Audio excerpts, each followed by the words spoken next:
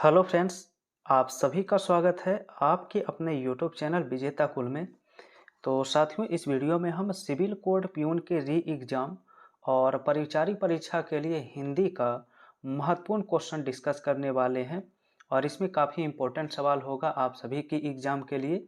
तो वीडियो के अंत तक आप सभी बने रहिए और देखिए कितना आपसे सही होता है। आप लोग अपना आंसर कमेंट करके बताइए। तो चलिए सीधा हम वीडियो की शुरुआत कर लेते हैं।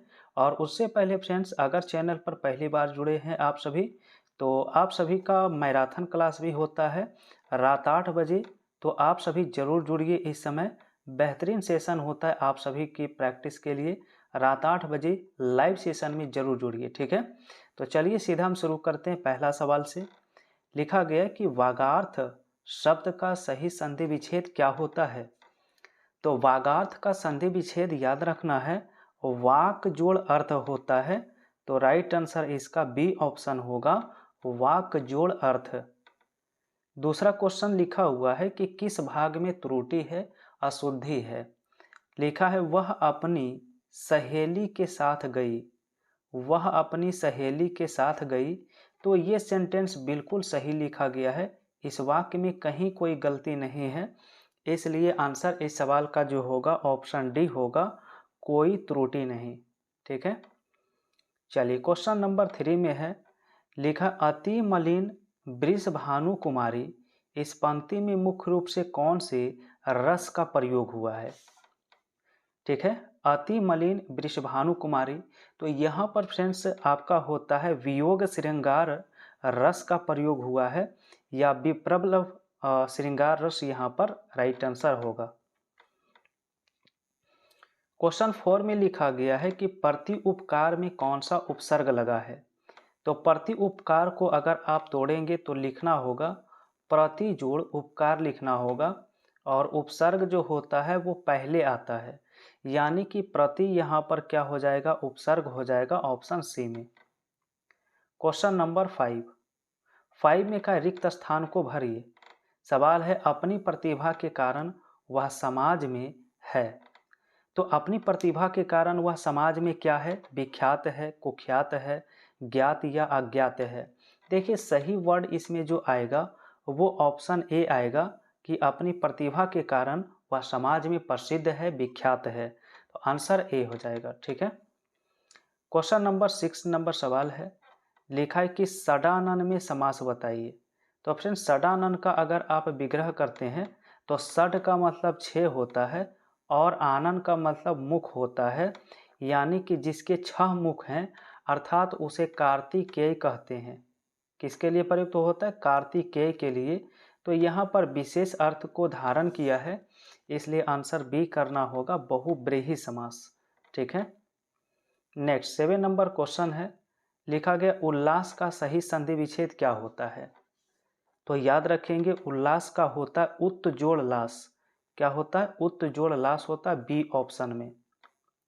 क्वेश्चन नंबर 8 लिखा है रहीमन पानी राखिए, बिन पानी सब सून, इनमें पानी शब्द में कौन सा अलंकार है। तो फ्रेंड्स यहाँ पर पानी जो है इसका अलग अलग अर्थ यहाँ पर निकल रहा है। जब एक ही शब्द की अलग अलग अर्थ निकलता है तो उसे हम सलेस अलंकार कहते हैं। तो राइट आंसर बी हो जाएगा, सलेस अलंकार। इसके बाद 9 नंबर क्वेश्चन में लिखा गया है कि छंद शास्त्र में दशाक्षर किसे कहते हैं। छंद शास्त्र में दशाक्षर किसे कहते हैं। तो याद रखेंगे ल और ग वर्ण को क्या कहते हैं, तो दशाक्षर कहते हैं। और अगला सवाल क्वेश्चन नंबर 10 है, लिखा अर्ध विपरीत स्वर का उदाहरण बताइए कौन है। अर्ध विपरीत स्वर में फ्रेंड्स ए इसमें प्रयुक्त होता है। तो ऑप्शन इसका डी राइट आंसर करना होगा, याद रखेंगे।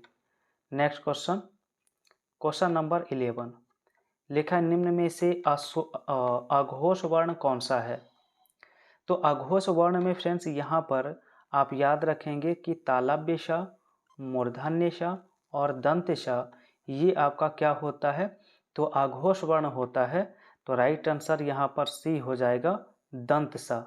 बाकी आपका जो ऑप्शन में दिखाई दे रहा है वो सभी के सभी सघोष वर्ण के उदाहरण हैं, ठीक है। चलिए अगला सवाल 12 नंबर क्वेश्चन आ चुका है। लिखा है रिक्त स्थान को भरिए। न्यायालय ने अपराधी को दंड दिया, तो इनमें से कौन सा ऑप्शन भरना इसका सही होगा?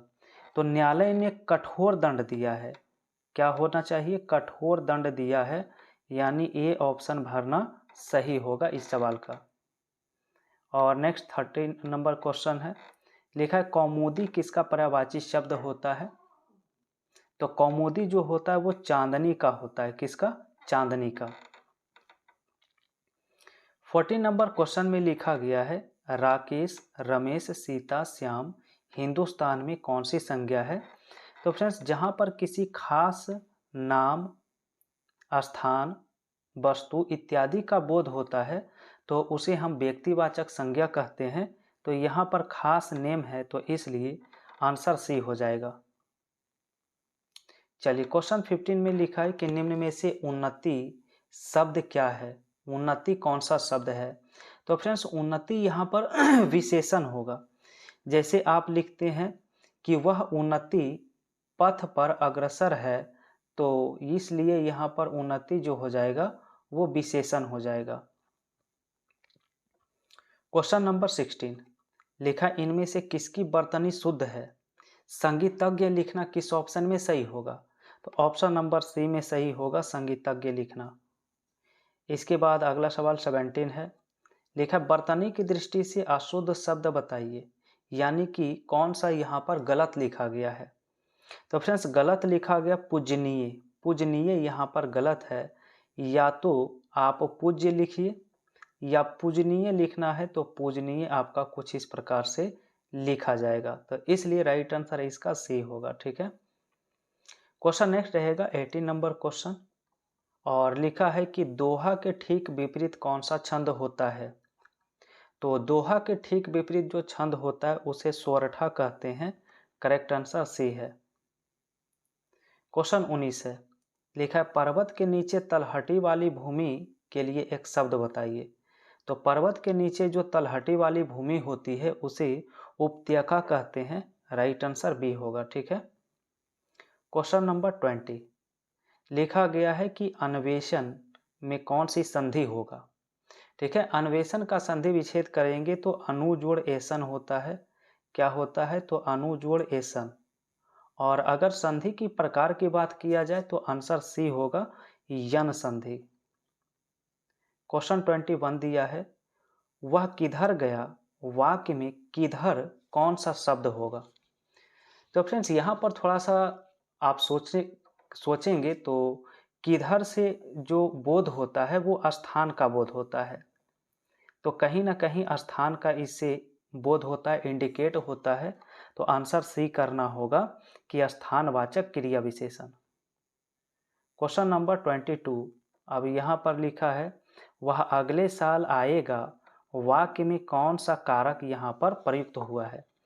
अब यहाँ पर देखिए कारक छिपा हुआ है, तो याद रखेंगे कि जिस वाक्य से समय का अगर बोध होता है तो समय का बोध कराने के लिए जो आता है कारक वो अधिकरण कारक आता है, और इसमें विभक्ति छिपा हुआ रहेगा, आपको पता नहीं चलेगा।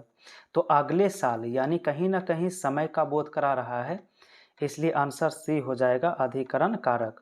और अधिकरण कारक की विभक्ति याद रखेंगे, में पर इसकी विभक्ति होती है। ठीक है। तो 23 नंबर लिखा वह कल दिल्ली जाएगा, इनमें कल जो है वो क्या है? तो फिर से आपका वही सवाल है।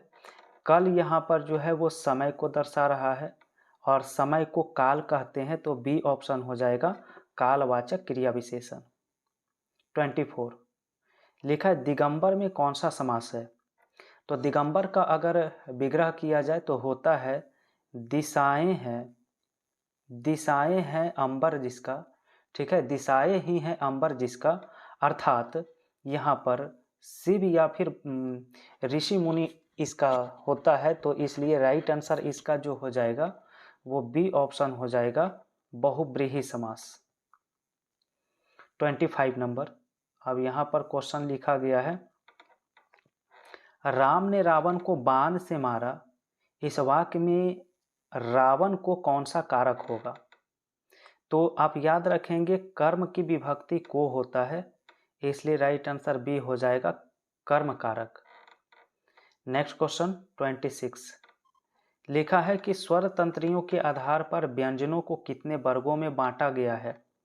तो व्यंजन को कितने वर्गों में बांटा गया स्वर तंत्रियों के आधार पर, याद रखेंगे दो प्रकार के, जिनमें आपका पहला होता है सघोष और दूसरा होता है अघोष। तो ये कुल दो प्रकार के होते हैं, ठीक है। चलिए अगला सवाल आप सभी का फ्रेंड्स 27 होगा और यहाँ पर लिखा गया है कि पत्र शब्द का अर्थ क्या नहीं होता है, यानी अनेकार्थी शब्द दिया है।